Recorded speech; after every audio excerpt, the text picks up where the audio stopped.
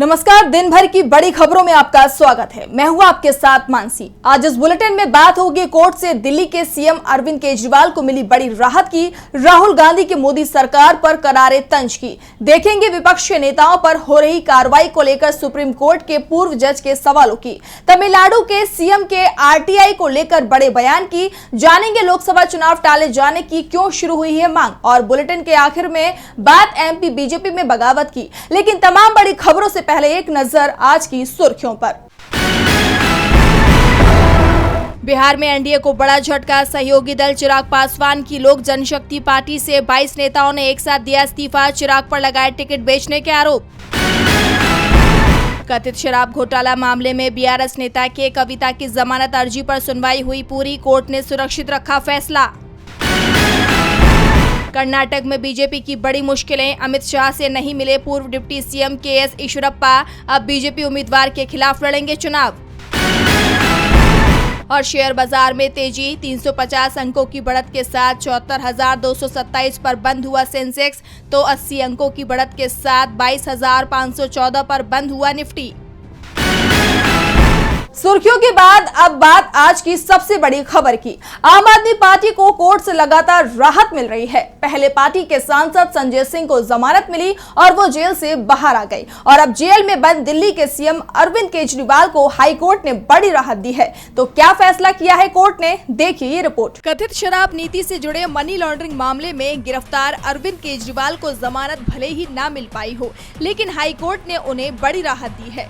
दरअसल अरविंद केजरीवाल को मुख्यमंत्री पद से हटाने की मांग करने वाली एक और याचिका को दिल्ली हाई कोर्ट ने गुरुवार को खारिज कर दिया।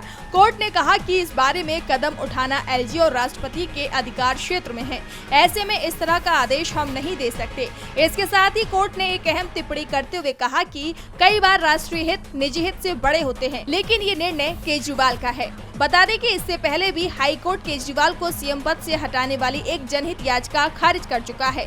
इस दौरान कोर्ट ने कहा था कि ये कार्यपालिका से जुड़ा मामला है। तो वहीं आम आदमी पार्टी के राज्यसभा सांसद संजय सिंह की तिहाड़ जेल से रिहाई के बाद दिल्ली के मुख्यमंत्री अरविंद केजरीवाल ने अपना संदेश भेजा। हालांकि केजरीवाल ने ये मैसेज दिल्ली के आप विधायकों के लिए भेजा है। सीएम केजरीवाल के संदेश को उनकी पत्नी सुनीता केजरीवाल ने पढ़कर सुनाया। सीएम केजरीवाल ने अपने विधायकों से कहा कि वो अपने इलाके का रोज दौरा करें। मैं जेल में हूँ, इसीलिए मेरे किसी दिल्ली वासी को किसी तरह की तकलीफ नहीं होनी चाहिए। हर विधायक अपने इलाके का रोज दौरा करे, जिसकी जो समस्या है उसे दूर करे। मैं केवल सरकारी विभागों की समस्याओं का निपटारा करने के लिए नहीं कह रहा हूँ, लोगों की बाकी समस्याओं का समाधान भी करना है, क्योंकि दिल्ली के 2 करोड़ लोग मेरा परिवार है। मेरे परिवार में कोई किसी वजह से दुखी नहीं होना चाहिए। भगवान सबका भला करे। केजरीवाल जेल में रहते हुए बीजेपी की बड़ी परेशानी बन गए हैं, तो दूसरी तरफ राहुल गांधी ने पहले ही मोदी सरकार की परेशानी को बढ़ा के रखा हुआ है। वो लगातार सरकार को घेरने में जुटे हुए हैं, और अब लोकसभा चुनावों को लेकर उन्होंने देश के मतदाताओं से बड़ा संदेश देते हुए कहा कि देश इस वक्त निर्णायक मोड़ पर खड़ा है। और क्या कहा राहुल ने, देखिए ये रिपोर्ट। लगभग 14 दिन बाद 19 अप्रैल को देश में लोकसभा चुनाव के पहले चरण के मतदान होंगे। लोकसभा चुनाव के परिणाम तय कर देंगे कि अगले 5 साल के लिए देश की कमान किसके हाथ में जाएगी। इसलिए सभी पार्टियों ने चुनाव में जीत हासिल करने के लिए अपना पूरा जोर लगा दिया है। कांग्रेस सांसद राहुल गांधी ने भी जनता को इंडिया गठबंधन और बीजेपी के बीच फर्क बताते हुए अपने सोशल मीडिया पर पोस्ट लिखी है। कांग्रेस सांसद ने अपनी इस पोस्ट के माध्यम से मोदी सरकार से जनता की शिकायतों को, मांगों को बताया है। सरकार की कमियों को उजागर करते हुए राहुल ने जनता से इंडिया गठबंधन के वादों को बताया। उन्होंने लिखा, देश इस वक्त निर्णायक मोड़ पर खड़ा है। हर वर्ग को देश बनाने और देश बिगाड़ने वालों के बीच का फर्क पहचानना होगा। कांग्रेस और इंडिया मतलब युवाओं की पहली नौकरी पक्की, किसानों को एमएसपी की गारंटी, हर गरीब महिला लखपति, श्रमिक को न्यूनतम 400 रुपए प्रतिदिन, जातिगत गिनती और आर्थिक सर्वे, सुरक्षित संविधान और नागरिक के अधिकार। और भाजपा मतलब बेरोजगारी पक्की, किसानों पर कर्ज का बोझ, असुरक्षित और अधिकार विहीन महिलाएं, मजबूर और बेबस मजदूर, वंचितों के साथ भेदभाव और शोषण, तानाशाही और दिखावे का लोकतंत्र। आपका भविष्य आपके हाथों में है। सोचिए, समझिए और सही फैसला लीजिए। आपको बता दें, इसके पहले बुधवार को वायनाड से अपना नामांकन दाखिल करते हुए कांग्रेस सांसद ने बीजेपी पर लोकतंत्र को खत्म करने का आरोप भी लगाया था। राहुल गांधी ने कहा था कि एक तरफ कांग्रेस पार्टी और इंडिया गठबंधन लोकतंत्र और संविधान के लिए लड़ रहे हैं, तो दूसरी तरफ प्रधानमंत्री नरेंद्र मोदी, गृह मंत्री अमित शाह और भाजपा के लोग संविधान और लोकतंत्र को खत्म करने में लगे हैं। राहुल गांधी चुनावों में देश के सामने खड़े मुद्दों की बात कर रहे हैं, तो दूसरी तरफ सरकार की तरफ से केंद्रीय जांच एजेंसियों के सहारे विपक्षी नेताओं पर लगातार कार्रवाई चल रही है। समन पर समन भेजे जा रहे हैं। कई विपक्षी नेताओं को गिरफ्तार किया गया। इसे लेकर सुप्रीम कोर्ट के रिटायर्ड जज ने सवाल उठाए। देखिए ये रिपोर्ट। केंद्रीय जांच एजेंसियों के विपक्षी दलों पर चल रही कार्रवाई पर सवाल खड़े होने लगे हैं और इस बार सवाल उठाए हैं सुप्रीम कोर्ट के रिटायर्ड जज जस्टिस मदन बी लोकुर ने। उन्होंने कहा ये ईडी के जरिए उसकी शक्तियों का गलत इस्तेमाल है। ये मामला 2020 में शुरू हुआ और अब तक 1.5 साल का वक्त बीत चुका है। ईडी का कहना है कि वो अब तक ये मामला सुलझा नहीं पाई है, जबकि उसने इतने लंबे वक्त तक मनीष सिसोदिया को जेल में रखा है। उन्हें ये केस सुलझाने में क्या चीज रोक रही है?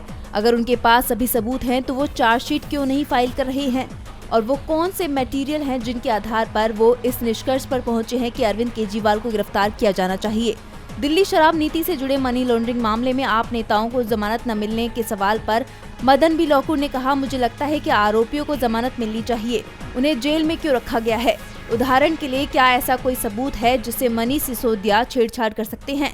अगर उन्हें ऐसा करना होता तो वो पहले ही कर लेते। ऐसे में ऐसा क्या है जो ईडी को इन सभी को गिरफ्तार करने पर मजबूर कर रहा है? और अदालतों को भी ऐसा क्या मजबूर कर रहा है जो वो कह रहे हैं कि इन लोगों को सलाखों के पीछे होना चाहिए? ईडी का कहना है कि अरविंद केजरीवाल सहयोग नहीं कर रहे हैं।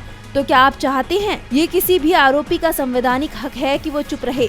अगर आप किसी को गिरफ्तार करते हैं तो आप उससे ये उम्मीद नहीं कर सकते कि वो सब कुछ कबूल कर ले। रिटायर्ड जस्टिस ने आगे कहा कि अगर आपने किसी को गिरफ्तार किया है तो कानून के तहत उसे अपनी बेगुनाही साबित करने का हक है।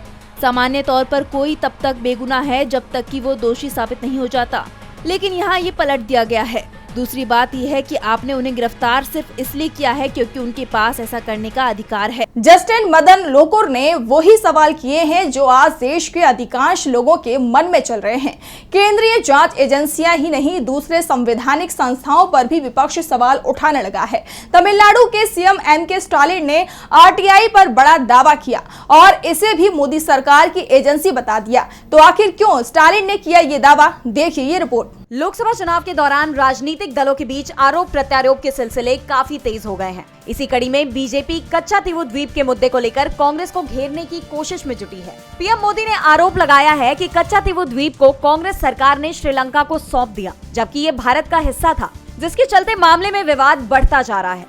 इसी कड़ी में तमिलनाडु के मुख्यमंत्री एम.के. स्टालिन ने बीजेपी पर करारा हमला बोला है। उन्होंने पीएम मोदी पर तंज कसते हुए कहा कि पीएम मोदी ने अपने गठबंधन में सूचना का अधिकार कानून आरटीआई जोड़ा है। स्टालिन ने कहा, प्रवर्तन निदेशालय ईडी और आयकर विभाग आईटी के बाद अब उन्होंने आरटीआई को अपने गठबंधन में शामिल कर लिया है। पीएम मोदी जानते हैं कि वह कुछ भी कहेंगे तो लोग अब उनका विश्वास नहीं करेंगे, इसलिए उन्होंने नौटंकी के लिए आरटीआई का सहारा लिया है। आपको बता दें, बीजेपी ने एक आरटीआई रिपोर्ट को लेकर कांग्रेस पर आरोप लगाए कि किस तरह बेरहमी से उसने सन 1974 में कच्चा तीवू को छोड़ दिया था, जिसके बाद आरोपों का सिलसिला बढ़ता ही गया। स्टालिन ने पलटवार करते हुए कहा कि क्या आपको झारखंड के पूर्व मुख्यमंत्री हेमंत सोरेन और दिल्ली के मुख्यमंत्री अरविंद केजरीवाल की गिरफ्तारी के बारे में पता नहीं था? कांग्रेस पार्टी के खातों को फ्रीज करने के बाद सुप्रीम कोर्ट में आयकर ने यू टर्न ले लिया।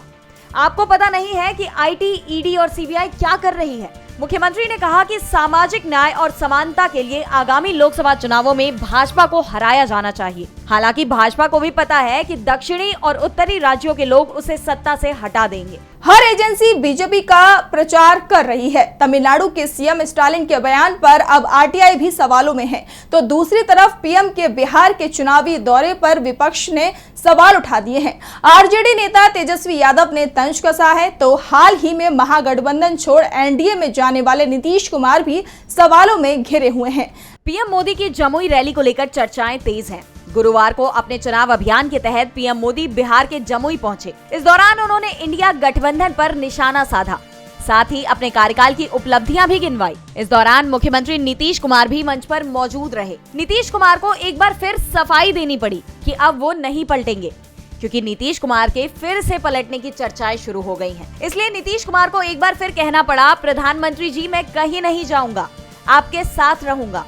जिसे देखते हुए ये साफ हो गया है कि अब तक बीजेपी को नीतीश कुमार पर भरोसा नहीं हो रहा। उन्हें बार बार बीजेपी को ये बताना पड़ रहा है कि अब वो पाला नहीं बदलेंगे। नीतीश पर सवाल उठ रहे थे तो दूसरी तरफ पूर्व डिप्टी सीएम तेजस्वी यादव ने पीएम मोदी पर ही सवाल उठा दिए। उन्होंने एक्स पर पोस्ट किया, प्रधानमंत्री जी कृपया रैली में ये बताने का कष्ट करें कि 10 वर्षों में जमुई में कितने कारखाने लगवाए, 10 वर्षों में जमुई में केंद्र से कितना निवेश आया, 10 वर्षों में जमुई में कौन सा बड़ा प्रोजेक्ट दिया, 10 वर्षों में केंद्र सरकार ने जमुई के कितने युवाओं को नौकरी दी, 10 वर्षों में 2 बार 2014-2019 लोकसभा चुनाव प्रचार के अलावा आप जमुई में कभी भी विकास कार्यों के लिए क्यों नहीं आए। आशा है आप मुद्दों की बात कर बिहार वासियों को 10 वर्षों का हिसाब किताब देंगे। वैसे जो सवाल तेजस्वी ने उठाए, पीएम मोदी ने उनका कोई जवाब नहीं दिया। लोकसभा चुनावों के लिए जहां चुनाव प्रचार पूरी तेजी से चल रहा है तो दूसरी तरफ इन्हें टाले जाने की मांग भी चल रही है। खास तौर पर मणिपुर के हालात को देखते हुए यहां चुनाव पर सवाल खड़े हो गए हैं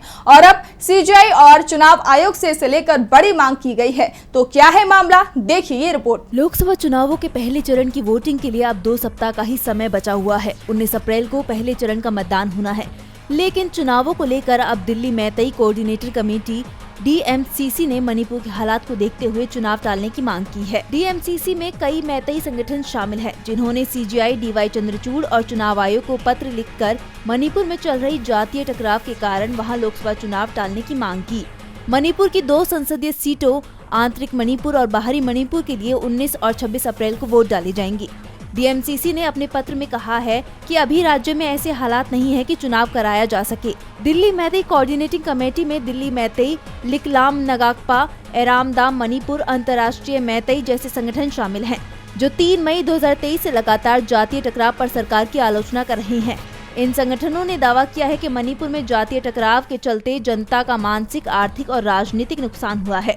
DMCC ने कहा कि मैतेई और कुकी समुदाय के बीच चल रहे हिंसा में 221 लोगों की जान जा चुकी है, जिसका खामियाजा मैतेई, कुकी और दूसरे समुदायों को भुगतना पड़ रहा है। इस हिंसा से बड़ी संख्या में बेरोजगारी के साथ साथ किसानों को खेती में भी काफी नुकसान का सामना करना पड़ा। और बुलेटिन के आखिरी में बात बीजेपी में बगावत की। मध्य प्रदेश में मोहन यादव की बीजेपी सरकार सवालों के कटघरे में आ गई है। मंत्रियों के परिजनों की करतूतों ने मोहन सरकार पर आरोपों की झड़ी लगा दी है। उन पर सत्ता के नशे में चूर होने के आरोप तेज हो गए हैं। कांग्रेस प्रदेश अध्यक्ष जीतू पटवारी ने इस सिलसिले में मोहन सरकार पर निशाना साधा है और अब खुद बीजेपी नेता व सरकार में मंत्रियों ने भी मामले में नाराजगी जताई है, जिसके बाद मोहन सरकार मुश्किल में दिखाई दे रही है। तो क्या है पूरा मामला, क्यों अपनी ही सरकार से नाराज है मंत्री, जानने के लिए देखिए ये रिपोर्ट। मध्य प्रदेश में सियासत गरमाई हुई है। मोहन यादव की सरकार अपने ही मंत्रियों के निशाने पर आ गई है।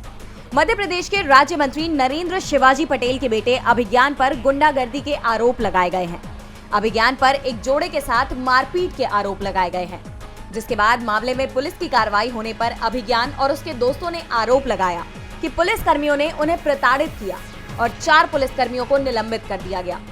इसे लेकर सियासत तेज हो गई है। मंत्री के बेटे पर सत्ता का दुरुपयोग करने के आरोप लगाए जा रहे हैं। इस घटना को लेकर प्रदेश कांग्रेस अध्यक्ष जीतू पटवारी ने राज्य सरकार पर निशाना साधते हुए कहा कि यह अराजकता है। पुलिस ने पत्रकार की मारपीट की शिकायत पर FIR दर्ज नहीं की। महिला के सिर पर 6 टाके लगे। धारा 307 लगाई जानी चाहिए थी। SSB को यह भी नहीं पता कि 4 पुलिसकर्मियों पर मामला दर्ज किया गया है, निलंबित कर दिया गया है। लेकिन ये अखबारों की हेडलाइन है। पुलिस कर्मियों का मनोबल गिराना और अपराध को समर्थन देना इस सरकार की नीति बन गई है।